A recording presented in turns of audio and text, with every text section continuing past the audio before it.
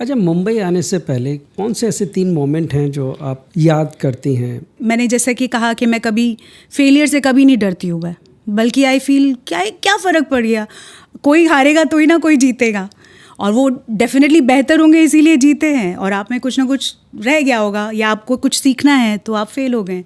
But fail और पास भी जो डिसाइड हो रहा है वो करेक्ट है नहीं है, वो तो फ्यूचर भी बताता है। तो I always thought about this कि मैं कभी फेलियर से इस वजह से नहीं डरी हूँ। तो ऐसे ही एक गज़ल कंपटीशन में नाम लिखवा दिया स्कूल से स्कूल से, और आप हंसेंगे, अभी आज मुझे पता चलता, मुझे तब तो पता भी नहीं था कौन कौन उसमें पार्टिसिपेट कर रहे हैं। मतलब ग्वालियर के छोड़िए, इंदौर के, भोपाल के और मुरैना से, दिल्ली से भी कुछ एक लोग आए थे। इतनी जगहों से लोग आए थे उस कंपटीशन में पार्टिसिपेट करने के लिए। वो कितना, मतलब उस कंपटीशन का वज़न आप सोचिए कितना वज़न होगा। और मैंने जस्ट एम ही लिखा क्योंकि मेरी आदत थी हर कंपटीशन में मुझे जाना है। गज़ल अपने में इतना पावरफुल है, पर मैंने कभी उस तरफ देखा नहीं, और ऐसा भी नहीं था कि मैं बहुत गज़ल में ही इंक्लाइंड हूँ या बहुत ज़्यादा मैं गज़ल जानती थी, ऐसा कुछ भी नहीं था। तो देखा इतनी चारों तरफ से इतने लोग आए हुए हैं, और मुझे लगा हाँ ठीक है आए हुए। ग्वालियर में भी जो वेल नोन गज़ल सिंगर्स थे, जो ऑर्केस्ट्रा के वेल नोन सिंगर्स थे, वो भी उस कंपटीशन में आए थे, और मैं स्कूल से गई थी। एंड आई वाज लाइक ठीक है चलो कोई बात नहीं, लिखा तो दिया ही है, गाना तो है ही, गा देते हैं। वहाँ पे गज़ल गाई, और आप यकीन नहीं मानेंगे मुझे फर्स्ट प्राइज़ मिला। And I was like, mummy को देख रही, अपने आप को देख रही है, एंड आई वाज लाइक, मुझे यकीन नहीं हुआ जब उन्होंने मेरा नाम बुलाया। And prize money was 1000 rupees. And इतनी मुझे खुशी हो रही थी, इतनी मुझे ऐसा लग रहा था मुझे मतलब फिल्म फेयर मिल गया है। क्योंकि जब लोगों ने बताया कि भाई ये पता है आपको ग्वालियर के इतनी बड़े सिंगर हैं, ये इतनी बड़ी सिंगर हैं, ये इंदौर से आई हैं, और सब इतनी टफ गज़ल गा रहे थे। मैंने इतनी इजी सी गज़ल गाई थी, जगजीत साहब की गज़ल गाई थी आई थिंक, और उस पर I got an award. And तब मुझे रियलाइज़ हुआ कि feel makes a very big difference while singing. तो आई थिंक मैं मतलब अगर इतना गा रहे हैं तो इतना ही गाएं, बट वो पेग की तरह होना चाहिए, चढ़ना चाहिए, otherwise it doesn't makes any sense. वो आपको अगर इमोशनली टच नहीं किया तो आप पूरा भी गा देंगे तो वो टच नहीं करेगा। तो ये सीख मुझे उस गज़ल कंपटीशन से मिली, जो मेरे लिए माइलस्टोन था लाइफ में। हालांकि उसके बाद इंदौर भेजा गया जहाँ मैं नहीं जीती बट स्टिल ये सीख मुझे वहाँ से मिली, और मैंने इसको पकड़ के भी रखा काफ़ी हद तक, अभी तक पकड़ के रखा है उस चीज़ को मैंने। तो एक तो माइलस्टोन यही था मेरा सबसे बड़ा। एक क्या, इसमें 2-3 सीख मुझे मिली कि एक तो मैं फेलियर से नहीं डरती, ये मैंने सीखा। दूसरा मैंने सीखा कि आप जितना भी गाएं वो लोगों को कनेक्ट करे, ये मेन चीज़ होनी चाहिए। वो कौन सी गज़ल थी जिसकी वजह से आप कंपटीशन जीते? की गज़ल थी, लबों से लब जो मिल गए, लबों से लब ही सिल गए, लबों से लब जो मिल गए, लबों से लब ही सिल गए, गिलास गुम शराब गुम, बड़ी हसीन रात थी, चराग आफ़ताब गुम, बड़ी हसीन रात थी, शबाब की नकाब गुम, बड़ी हसीन रात थी। वाह क्या बात। अगेन डिफरेंट गज़ल। अच्छा, मुंबई आने का डिसीजन वैसे फाइनली कब हो गया था कि अब हम निकलने वाले हैं मुंबई की? 12th के बाद। 12th के बाद पक्का हो गया? Yes absolutely. मेरा 10th से ही था, मम्मी की वजह से 12th के बाद हुआ। बिल्कुल। अच्छा, मुंबई वैसे हर एक का एक ड्रीम रहता है, खासकर कलाकारों के लिए। जी। और मुंबई आना, कोई फ्लाइट से आता है, कोई ट्रेन से आता है, तो ये जर्नी अपने में बड़ी खास होती है। तो आपकी जर्नी कैसी रही, आप कैसे आए मुंबई? ट्रेन से। मैं फ्लाइट में आई थिंक मुंबई आने के बाद ही बैठी हूँ पहली बार। ग्वालियर में कभी हम फ्लाइट से नहीं गए, बल्कि शुरू के दिनों में मम्मी ले जाती थी गवर्नमेंट वाली बस से। तो मैं मम्मी को बोला स्ट्रिक्टली, मैंने कहा मैं इसमें नहीं जाऊंगी, वो राजस्थान रोडवेज की परिवहन निगम उसमें बहुत भीड़ होती थी, बैठने की जगह नहीं मिलती थी और उसमें जाते थे। तो मैं 2-3 शो गए या 4 शो गए होंगे। उसके बाद मैंने मम्मी को बोला मैं इसमें नहीं जाऊंगी। एंड मम्मी मेरा फेस देख रहे थे, क्यों नहीं जाओगी? मैं बहुत भीड़ होती है, मुझे भीड़ में नहीं जाना, मुझे अच्छे से जाना है। बोला अच्छे से कहाँ जाओगी? मैंने बोला वो एक जब हम जाते हैं ना तो दूसरी बसें भी उसी रोड पे जाती, तो पर्दे लगे रहते हैं, वीडियो लगा रहता है, एसी लगा रहता है। हाँ, लग्जरी। राजस्थान ट्रैवल्स की वो कुछ रोडवेज की ही बस होती हैं, बट उसको कुछ और बोलते हैं, उसका कुछ एक नाम था।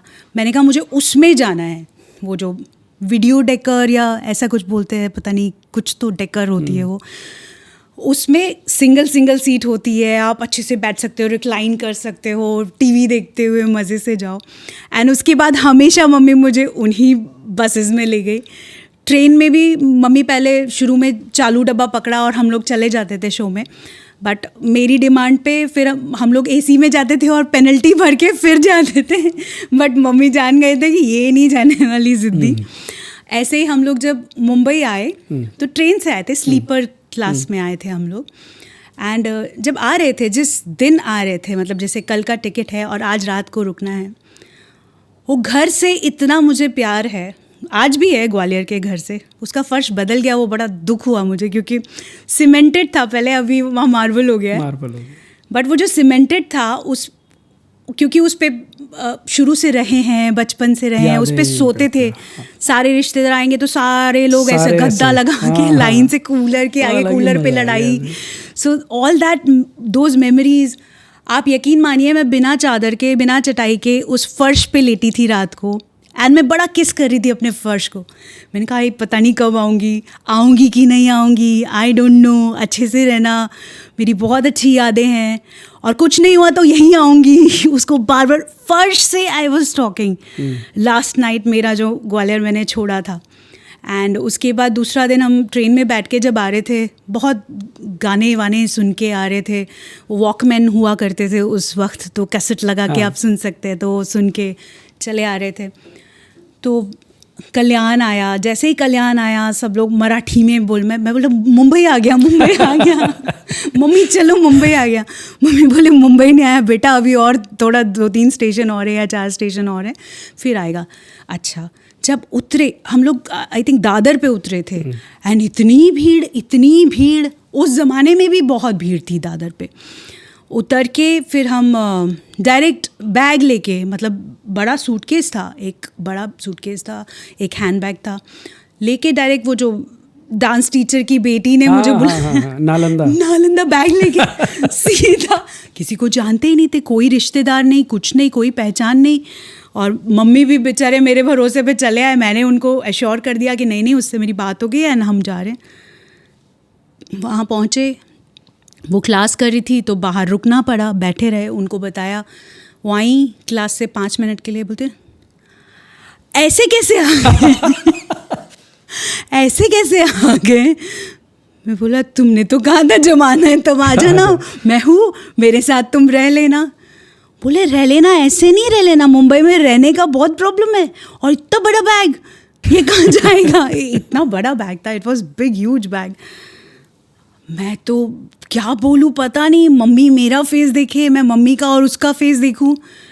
तो बोलती है, मैंने बोला तो कुछ तो बताओ, मैं कहाँ जाऊँ, ये बैग लेके कहाँ जाऊँ। एंड शाम का कुछ 5-6 बज रहा था, 7 बज रहा था। तो बोलते एक काम करो, यहाँ पे ना आजीवासन है, वहाँ पे हॉस्टल्स भी है, वहाँ पे रखते हैं और सिखाते हैं, तो तुम वहाँ चली जाओ। तो उन्होंने मुझे आजीवासन का एड्रेस दिया, जूहू का, उसी दिन। हाँ जी, मैं 7, साढ़े 7, 8 बजे पहुंच गई आजीवासन। वहाँ पे जाके उसने मुझे रवि सर का नंबर दिया था, तो बोले रवि सर से मिलना, वो वहाँ पे मतलब क्लासेस लेते हैं। मैं बोला ठीक है। मैं वहाँ जाके, वहाँ पे भी रवि जी से मिलना है, वो बैग लेके सर को बोला कि भाई कोई आई हैं, एक लेडी, रविकांत त्रिपाठी जी, हाँ, बोले एक लेडी है, एक बच्ची है, उनके संग बड़ा सा सूटकेस है, तुम्हारे गांव से कोई आया है लग रहा है। तो रवि सब बेचारे आए जल्दी जल्दी में, आए कि गांव से कौन आ गया बिना कॉल वॉल किए, कुछ नहीं। और हम जाके नमस्ते जी, बोले आप कौन हैं? वो हमसे पूछ रहे। मैंने बोला ऐसे ऐसे नालंदा कहते हैं, वहाँ से उन्होंने आपके पास भेजा, यहाँ हॉस्टल है? तो बोले नहीं, ये ऐसा हॉस्टल नहीं है, ये क्लासेस होती है यहाँ पे, सुरेश वाडेकर जी का इंस्टीट्यूट है म्यूज़िक का, यहाँ पे एडमिशन लेना पड़ता है। और आप कहाँ से आए हो? मैंने बोला ग्वालियर से। बोले क्या करने हैं? बोले सिंगर बनने। तो बोले ठीक है, बट आप यहाँ रह नहीं सकते हो। मैंने कहा तो क्या करें फिर? बोले आप कल आइए, कल सुबह खुलेगा, ये तो बंद हो गया। अभी खुला हुआ नहीं है इंस्टीट्यूट, आप सुबह आइए, देन हम बात करते हैं। आप देखिए कहीं पीजी वीजी कहीं मिल जाएगा आपको, यहाँ पे होता है, और उसके पास हॉस्टल भी है, आप हॉस्टल में भी बात कर सकते हैं। आजीवासन के बाहर बैग लेके मैं और मम्मी मुझे देख रहे गुस्से में, और मैं मम्मी को, उसने कहा था मुझे कि मैं रख लूँगी, बट मैं कुछ नहीं कर सकती अभी इसमें। तो मम्मी ने किसी को कॉल किया, ग्वालियर में कोई पहचान की थी आंटी, उनकी कोई पहचान की ननद थी बैंड्रा में, टीचर्स कॉलोनी में। वो बेचारे 1 रूम किचन में रहते थे, एंड उसमें उन्होंने मुझे पीजी रखा फॉर अ मंथ। तो मम्मी मुझे वहाँ छोड़ के गए। फिर 1 महीने बाद जब नालंदा मैंने ज्वाइन किया, मुझे तो ज्वाइन ही करना था, तो नालंदा मैंने ज्वाइन किया। एंड जब आ रही थी तो पता चला नालंदा के जस्ट नेक्स्ट एक हॉस्टल है, women's hostel, working women's hostel है। तो वहाँ पे फिर नेक्स्ट मंथ मैंने एडमिशन लिया, फिर वहाँ जाके प्रॉपरली रहे, और तीसरा दिन या चौथा दिन जाके रवि सर से मिले वापस से। रवि सर से बात की कि भाई I want to take the trainings and all. तो बोले ठीक है, बट आप हंसेंगे ना, तो मैंने आजीवासन कंप्लीट किया, अच्छा, ना मैंने नालंदा कंप्लीट किया। और क्या reason? Stage shows. Black list में मेरा नाम छपा था मेरे कॉलेज में। बोले ब्लैक लिस्टेड, आती नहीं है कॉलेज। बोले शो रहता है तो चले जाते थे, तो इस वजह से नहीं आते थे। यहाँ फिर कॉलेज ज्वाइन किया था, मतलब यहाँ पर नालंदा जो किया था, अच्छा, ये इधर कॉलेज करने के लिए ही किया था, बट 1 ही साल मैं पढ़ी वहाँ पे, मैं कंटिन्यू नहीं कर पाई। शोज आपके तभी से शुरुआत ही शुरू 1 साल के बाद, 1 साल बाद वो तो अखबारों में पढ़ के आप हंसेंगे। अखबार में जब मैं आई थी, डांडिया का सीज़न था, वो मंथ, मतलब नेक्स्ट मंथ या उसके नेक्स्ट मंथ डांडिया शुरू होने वाला था। तो पेपर में बड़ा सा आर्टिकल निकला था कि डांडिया के लिए सिंगर चाहिए, किशोर सोडा जी के डांडिया के लिए सिंगर चाहिए। And I was like wow, dandiya, इनको सिंगर चाहिए, मैं तो सिंगिंग करती हूँ। और क्या सिंगिंग करती हूँ सर? टीवी पे एक गाना आता था पंखिड़ा, टीवी पे, डीडी मेट्रो पे, क्योंकि उस वक्त ऐसे चैनल्स नहीं थे, तो वो सैटरडे या संडे को कुछ फंक्शन आता था, उसमें पंखिड़ा कभी सुना होगा, पता नहीं करेक्ट लिरिक्स थे भी कि नहीं उस ज़माने में। वो एक गाने के बेसिस पे इतना कॉन्फिडेंटली मैं जाके किशोर सोडा जी से ऑडिशन में जाके मिली, उनके जो प्रोड्यूसर थे और किशोर जी थे वहाँ पे। जैसे ही मैंने गाया माइक पे, वो जो प्रमोटर थे, किशोर जी भी थे, और जो प्रमोटर थे, जो स्पॉन्सर होते हैं, वो भी थे वहाँ पे। वो सुनते बोलते हैं ए नथी चाल से ए नथी चाल से। तो वो बोले नहीं, आपने देखा वो कैसे गा रही है? बोले वो ठीक है, गा तो उल्टा सीधा रही है।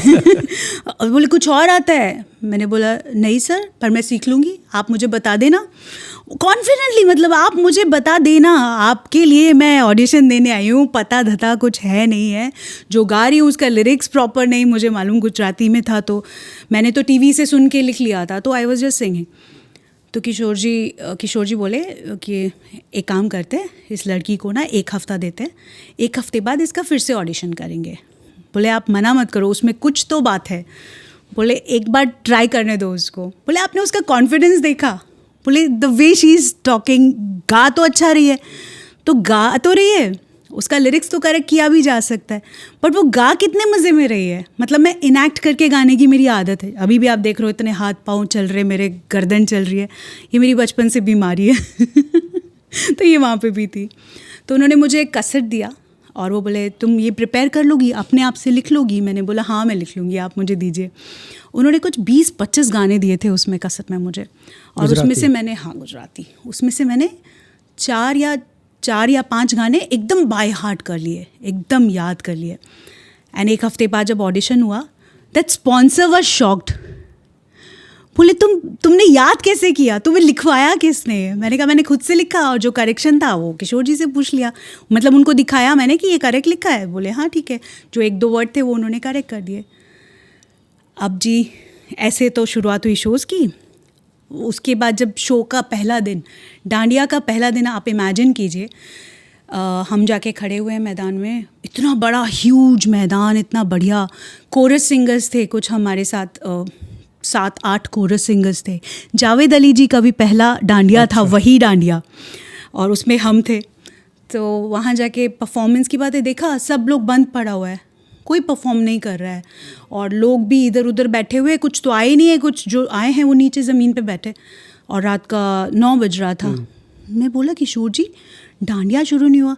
बोले तुम आ गई हो ना। बोले मना कर दिया, बोले ममता आ गई इसलिए अभी शो नहीं होगा।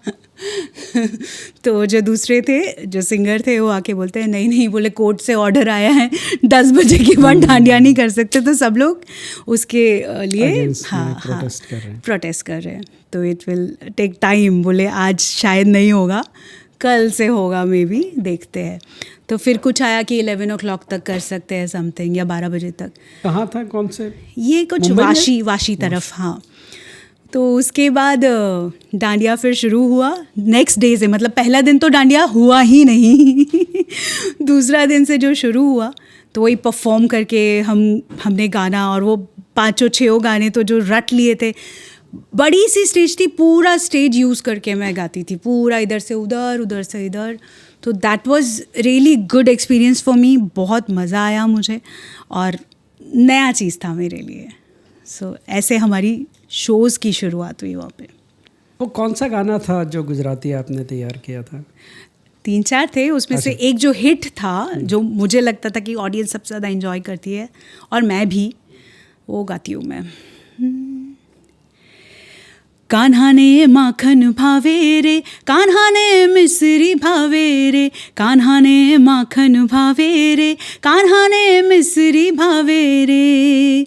घारे घराऊ ने घुघरा धरूं, गेवर धरूं सैया, मोहन थाड़ ने मालपुआ पड़, माखण भेड़ू धई। कान्हा ने माखन भावे रे, कान्हा ने मिसरी भावे रे।